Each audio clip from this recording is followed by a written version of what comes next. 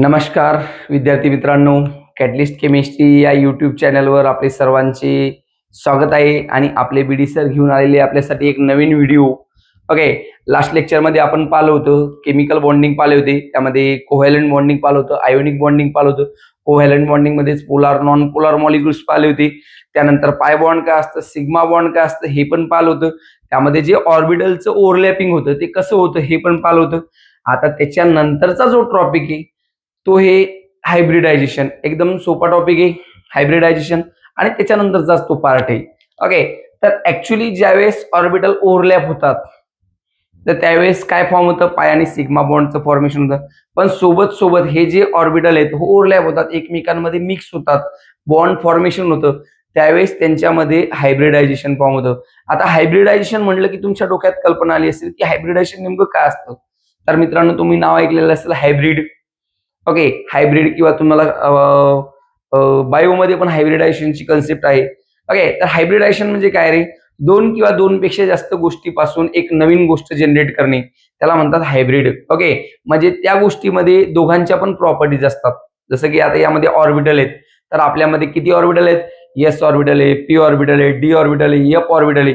तर हे जे ऑर्बिटल आहेत, तर हे ऑर्बिटल काय करतात, ज्यावेळेस दोन किंवा दोनपेक्षा जास्त बॉन्ड फॉर्म होतात त्यावेळेस त्यामध्ये हे हायब्रिडल काय करतात, सॉरी हे ऑर्बिटल काय करतात, तर यामध्ये पार्टिसिपेट करतात. आणि हे जे वेगवेगळे ऑर्बिटल आहेत हे एकत्र येऊन ते काय करतात, वेगवेगळ्या बॉन्डिंग फॉर्म होतात, त्यालाच म्हणतो आपण हायब्रिडायझेशन. आता या ठिकाणी आपण पाहणार आहोत मेन जी बॉन्डिंग आपण पाहणार आहोत ती कार्बन कंपाऊंड्स मध्ये, म्हणजे हायड्रोकार्बन मध्ये. जसं कार्बन असेल तर कार्बन काय करतो, या ठिकाणी पाय आणि सिग्मा बॉन्डचं फॉर्मेशन करतो. ज्यावेळेस जी ऑर्बिटल आहेत हे साइडवे ओव्हरलॅपिंग झालं की डबल बॉन्डचं फॉर्मेशन करतात किंवा ट्रिपल बॉन्डचं फॉर्मेशन करतात. आणि कोएक्सियल ओव्हरलॅपिंग झालं तर ते काय करतात रे, सिग्मा बॉन्डचं फॉर्मेशन करतात. तर यामधूनच काय जनरेट झालेले, एक नवीन हायब्रिडायझेशन जनरेट झालेले. आणि जे काही आपले ऑर्बिटल आहेत हे ऑर्बिटल ज्यावेळेस ओव्हरलॅप होतात तर त्या ऑर्बिटलचं ओव्हरलॅपिंग होत असताना त्यामध्ये हायब्रिडायझेशन फॉर्म होतं. ओके, तर आपला नेक्स्ट टॉपिक जो आहे तो हायब्रिडायझेशन आहे, तो पाहू आपण. आणि त्यामध्ये सगळ्यात इम्पॉर्टंट जे आहेत ते आपण 3 हायब्रिडायझेशन यामध्ये शिकणार आहोत. ओके, आणि त्याची जॉमेट्री जी आहे ती शिकणार आहोत. त्याच्यानंतर जी काही जॉमेट्री फॉर्म होते, कशी फॉर्म होते, शेप कसे फॉर्म होतात मॉलिक्युलचे, ते आपण नेक्स्ट टॉपिक मध्ये पाहणार आहोत. VSE PR theory, valence shell electron pair repulsion theory. तर तो समोरचा टॉपिक आहे आपला, त्यामध्ये आपण ते शेप जॉमेट्री पाहणार आहोत. पण यामध्ये जनरल जे हायब्रिडायझेशन आहे ते आपण पाहू की हायब्रिडायझेशन ऍक्च्युअली काय असतं. एकदम सोपं आहे, तुम्हाला मी अजून सोप्या मेथडमध्ये सांगतो. तर हायब्रिडायझेशन म्हणजे सिंपल, जे काही सिग्मा बॉन्ड आहेत, ओके, हायब्रिडायझेशन मध्ये पाय बॉन्ड पार्टिसिपेट करत नाही कारण ते ओव्हरलॅप झालेले असतात. ओके, जे बॉन्ड ओव्हरलॅप होत नाही, जे कोएक्सियल ओव्हरलॅपिंग असतं, म्हणजे सिग्मा बॉन्ड सिंपल, तर सिग्मा बॉन्डच फक्त काय करतात रे, या हायब्रिडायझेशन मध्ये पार्टिसिपेट करतात. किंवा काही लोन पेअर असतील, जसं की फॉर एक्झाम्पल ऑक्सिजन आहे, ऑक्सिजनकडे 2 लोन पेअर असतात आणि 2 अनपेड इलेक्ट्रॉन काय करतात, बॉन्डचं फॉर्मेशन करतात. म्हणजे जे अनपेड इलेक्ट्रॉन आहे ते इलेक्ट्रॉनचं शेअरिंग करतात आणि बॉन्डचं फॉर्मेशन करतात. तर बॉन्डचं फॉर्मेशन केल्याच्या नंतर जे काही बॉन्ड आहेत ते बॉन्ड काय करतात, मग आपल्या हायब्रिडायझेशन मध्ये पार्टिसिपेट करतात. म्हणजे लोन पेअर पार्टिसिपेट करते आणि बॉन्ड पेअर पार्टिसिपेट करतात. ओके, पण जे काही ओव्हरलॅप झालेले बॉन्ड आहेत म्हणजे पाय बॉन्ड, तर ते पाय बॉन्ड आपल्या हायब्रिडायझेशन मध्ये पार्टिसिपेट करत नाही. ओके, आता ऍक्च्युली असतं काय, हे क्रम आहे हा. जसं पिरियडिक टेबल मध्ये एस असेल तर एस मध्ये एका बॉन्डची कॅपॅसिटी, पी असेल तर पी मध्ये 3 बॉन्डची कॅपॅसिटी, डी असेल तर डी मध्ये 5 बॉन्डची कॅपॅसिटी आणि एफ ऑर्बिटल असेल तर यामध्ये 7 बॉन्डची कॅपॅसिटी आहे. ही झाली बॉन्डची कॅपॅसिटी, ही काय झाली बॉन्डची कॅपॅसिटी. आणि इलेक्ट्रॉन किती रे, तर यामध्ये 2 इलेक्ट्रॉन फिलअप होऊ शकतात. यामध्ये 6 इलेक्ट्रॉनची कॅपॅसिटी, याची 10 इलेक्ट्रॉनची कॅपॅसिटी, याची 14 इलेक्ट्रॉनची कॅपॅसिटी. म्हणजे एस मध्ये एका बॉन्डची कॅपॅसिटी आहे आणि 2 इलेक्ट्रॉनची कॅपॅसिटी एस मध्ये. पी मध्ये 3 बॉन्डची कॅपॅसिटी आहे आणि 6 इलेक्ट्रॉनची कॅपॅसिटी आहे. डी मध्ये 5 बॉन्डची कॅपॅसिटी आहे, 10 इलेक्ट्रॉनची कॅपॅसिटी. एफ असेल तर 7 बॉन्डची कॅपॅसिटी आहे आणि 14 इलेक्ट्रॉनची कॅपॅसिटी. ही झाली त्यांची कॅपॅसिटी वगैरे. आता आपल्याला माहित असेल ज्यावेळेस लग्न समारंभ असतं आणि आपल्याला नवरदेवाला नवरीकडे न्यायचं असतं, त्यांच्या गावाला न्यायचं असतं, तर आपण काय करतो, सर्वात पहिले जर सगळ्यात अगोदर सर्वांना जे काही घरचे आहे ना, लांडगे असतील, कोल्हे असतील, करवल्या वगैरे असतील, तर त्यांना त्यांची सगळ्यांची गडबड काय असते की मला नवरदेवाच्या गाडीत बसायचं किंवा मला तिथे जागा भेटली पाहिजे. म्हणजे हायर प्रायोरिटी कोणाला असते, नवरदेवाच्या गाडीला. ओके, म्हणजे सर्वात पहिले कोणती गाडी फिलअप केली लागते? नवरदेवाची गाडी. आपल्या इथे नवरदेवाची गाडी कोणती आहे? यस. म्हणजे काही जरी केलं तुम्ही तर हायब्रिडायझेशनची जी सुरुवात आहे ती यस पासूनच होणार आहे. मग त्याच्यानंतर जे चांगल्या गाड्या असतात अजून, ओके, एखादी स्कॉर्पिओ असेल नवरदेवाची, त्याच्यानंतर मग एखादी इर्टिगा वगैरे करेल असेल किंवा आहे ना, तर ती असेल, मग ती पहिले भरल्या जाते इर्टिगा. त्याच्यानंतर काही क्रुझर केलेले असतील तर त्या क्रुझर भरल्या जातात. त्याच्यानंतर टमटम असेल किंवा 407 वगैरे असेल, अंदर भाडे आणण्यासाठी असते फक्त ते आजकाल. ओके, त्याला काही असं विशेष महत्व राहिलेलं नाही, कारण त्यामध्ये आता कुणीच बसत नाही. जर ते असेल तर मग सगळ्यात शेवटी ते. ओके, जर एखाद्या वेळेस जागा जर आली नाही तर मग ते भरल्या जातं. ऍक्च्युली त्याचा नंबर कधी येत नाही, पण त्याचा नंबर फक्त कधी असतो? रिटर्न येताना अंधन भांडे टाकून आणणे. ओके, तर तसं. तर हा जो क्रम आहे हा एस पी डी एफ चा, तर या क्रमानुसार आपल्याला हायब्रिडायझेशन मध्ये बॉन्ड फिलअप करावे लागतात. ओके, एखादा कंपाऊंड असेल, मग यामध्ये आता वेगवेगळे हायब्रिडायझेशन आहे. यामध्ये एसपी हायब्रिडायझेशन, नंतर SP2 हायब्रिडायझेशन आणि थर्ड आहे SP3 हायब्रिडायझेशन. ज्यावेळेस एखाद्या ठिकाणी फॉर एक्झाम्पल आता SP हायब्रिडायझेशन काय आहे? आता कार्बन कार्बन ट्रिपल बॉन्डचं फॉर्मेशन केलेलं आहे. काय कार्बन कार्बन ट्रिपल बॉन्डचं फॉर्मेशन केलेलं आहे. या ठिकाणी कार्बन कार्बन डबल बॉन्डचं फॉर्मेशन केलेलं आहे. ओके, या ठिकाणी carbon carbon double bond. Okay, आणि या ठिकाणी एक कार्बन सिंगल बॉन्ड. ओके, कार्बननं काय केलेलं आहे? सिंगल बॉन्डचं फॉर्मेशन केलेलं आहे. सर्व हायड्रोजन आहेत, यामध्ये आपण मिथेन घेतला. ओके, तर आपण या स्ट्रक्चर मध्ये जर पाहिलं तर यामध्ये हा जो बॉन्ड फॉर्म झालेला, हा पहिला बॉन्ड फॉर्म झालेला आहे. या बॉन्डला आपण म्हणतो सिग्मा बॉन्ड. या बॉन्डला काय म्हणतो? सिग्मा. आणि हे जे ट्रिपल बॉन्ड आहे या ट्रिपल बॉन्ड मध्ये पण हा जो पहिला बॉन्ड आहे याला सिग्मा म्हणतो, आणि त्यानंतर जे ओव्हरलॅप झाले त्याला म्हणतो आपण पाय बॉन्ड.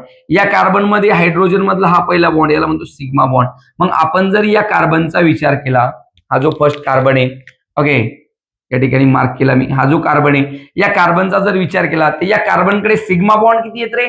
हा जो फर्स्ट आहे, ओके, सिग्मा बॉन्ड आणि पाय बॉन्ड आपण लास्ट व्हिडिओमध्ये पाहिलेलं आहे. सिग्मा बॉन्ड काय, पाय बॉन्ड काय, त्यामुळे तुम्हाला ते लक्षात आलेलं असेल. किंवा जर समजलं नसेल तर एकदा तो व्हिडिओ रिपीट करून पहा. ओके, म्हणजे तुम्हाला पाय बॉन्ड आणि सिग्मा बॉन्ड काय कन्सेप्ट आहे हे लक्षात येऊन जाईल. ओके, तर या ठिकाणी या कार्बनकडे 2 सिग्मा बॉन्ड आहेत, आणि तुम्हाला मी अगोदरच सांगितलं हायब्रिडायझेशन मध्ये पाय बॉन्ड पार्टिसिपेट करत नाही. कोणता बॉन्ड पार्टिसिपेट करतोय? फक्त सिग्मा बॉन्ड पार्टिसिपेट करतो. लक्षात ठेवायचं, हायब्रिडायझेशन मध्ये सिग्माच बॉन्ड पार्टिसिपेट करतो, पाय बॉन्ड पार्टिसिपेट करत नाही. मग आता या ठिकाणी किती कार्बनचे किती सिग्मा बॉन्ड आहेत? हा एक सिग्मा आहे, हा एक सिग्मा आहे, 2 सिग्मा बॉन्ड आहे. मग एक सिग्मा बॉन्ड कशात पुटअप केला? एस मध्ये. एस ची कॅपॅसिटी किती आहे? एका बॉन्डची. एस मध्ये. पी ची कॅपॅसिटी किती आहे? 3 बॉन्डची. पण आपल्याकडे किती बॉन्ड राहिला? एकच बॉन्ड राहिला. मग आपण काय केला? एक बॉन्ड एस मध्ये पुटअप केला आणि एक बॉन्ड पी मध्ये पुट केला. याचं हायब्रिडायझेशन झालं SP. या कार्बनचा जर विचार केला तर याला पण 2 सिग्मा बॉन्ड आहेत. याचं पण हायब्रिडायझेशन काय होईल? SP1. ऍक्च्युली पी मध्ये 3 बॉन्ड फिलअप होतात, पण आपल्याकडे किती बॉन्ड आहे? 2च बॉन्ड आहे. एक आपण एस मध्ये फिलअप केला आणि आता एक जो उरला तो पी मध्ये फिलअप करणार. ठीक आहे, आपण 10 क्रुझर केले असतील लग्नासाठी जायला.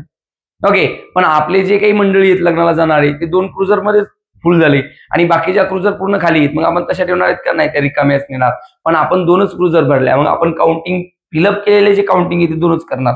जसं आपली कॅपॅसिटी पी ची किती आहे? 3 बॉन्डची कॅपॅसिटी आहे, पण आपल्याकडे एकच बॉन्ड होता, आपण एकच फिलअप केला पी मध्ये. मग काय झालं? एक एस मध्ये आणि एक पी मध्ये. त्याला म्हणतात SP. काय म्हणतात याला? SP. मग हा झाला SP हायब्रिडाइज. ओके, या ठिकाणचा जर कार्बन पाहिला तर या कार्बननं डबल बॉन्डचं फॉर्मेशन केलेलं, इकडे सिंगल बॉन्ड हायड्रोजन सोबत, हा सिंगल बॉन्ड हायड्रोजन सोबत. मग जो सिंगल बॉन्ड आहे त्याला म्हणतो आपण सिग्मा बॉन्ड. हे झाले सिग्मा. या डबल बॉन्ड पैकी हा जो पहिला आहे हा सिग्मा आहे, हा दुसरा जो आहे हा काय? पाय.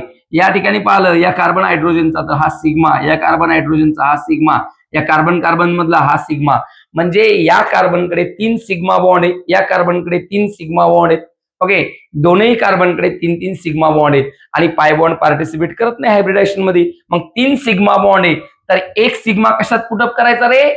एस मध्ये. ओके, एस तर फुलफिल झाला. एस ची कॅपॅसिटी 1 चीच आहे. पी ची कॅपॅसिटी किती आहे? 3 बॉन्डची कॅपॅसिटी आहे पी ची. किती बॉन्डची कॅपॅसिटी आहे? 3. आपल्याकडे टोटल बॉन्ड 3 आहेत, एक एस मध्ये पुटअप केला, आता किती राहिले? 2 राहिले. पी ची कॅपॅसिटी 3 आहे, पण आपल्याकडे बॉन्ड किती आहेत? 2च आहेत. मग आपण पी मध्ये 2च पुट करू. मग हायब्रिडेशन काय झालं? SP2. काय झालं हायब्रिडेशन? SP2. ओके, नेक्स्ट स्ट्रक्चर या कार्बनचं पण सेम आहे, 3च सिग्मा आहेत, म्हणजे याचं पण हायब्रिडेशन काय? SP2. जर कार्बनला डबल बॉन्ड कनेक्ट असेल तर हायब्रिडेशन SP2. आता हा जर कार्बन पाहिला तर यामध्ये हा पहिला बॉन्ड आहे सिग्मा, हा पहिलाच बॉन्ड आहे तो सिग्मा, हा पहिलाच आहे सिग्मा, पहिलाच आहे सिग्मा, म्हणजे सिंगलच बॉन्ड आहेत सर्व. या कार्बनचे चारही बॉन्ड काय आहेत रे, सिंगल आहेत. चारही बॉन्ड सिग्मा आहे. कोणता बॉन्ड ओव्हरलॅप झाला का? नाही, कोणताच बॉन्ड ओव्हरलॅप झालेला नाही. मग बॉन्ड ओव्हरलॅप झालेला नाही याचा अर्थ यामध्ये पाय बॉन्ड नाही.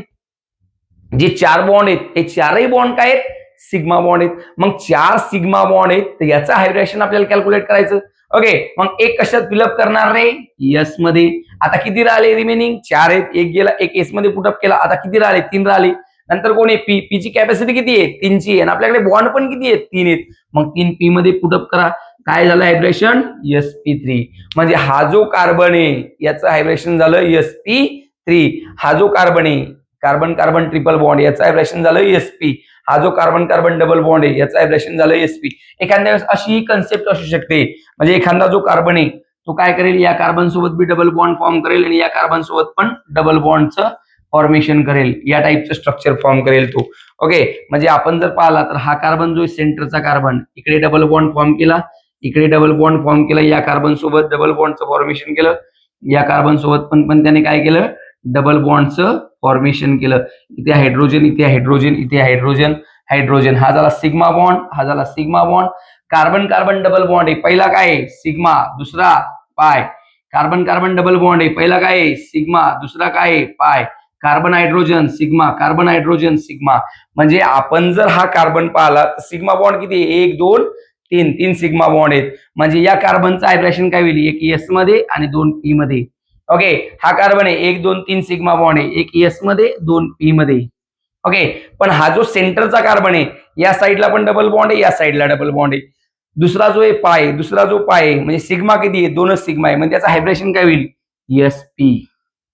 काय होईल त्याचं हायब्रेशन, sp. म्हणजे एक गोष्ट लक्षात घ्या की कार्बन जर ट्रिपल बॉन्डला कनेक्ट असेल तर त्याचं हायब्रेशन होतं sp. कार्बन जर एका साईडला डबल बॉन्डला कनेक्ट असेल तर त्याचं हायब्रेशन होतं sp2. कार्बन जर दोन्ही साईडला डबल बॉन्डला कनेक्ट असेल तर त्याचं हायब्रेशन होतं sp, like carbon carbon triple bond. Okay, carbon दोन्ही साईडला डबल बॉन्डला कनेक्टेड आहे म्हणून त्याला म्हणतात sp.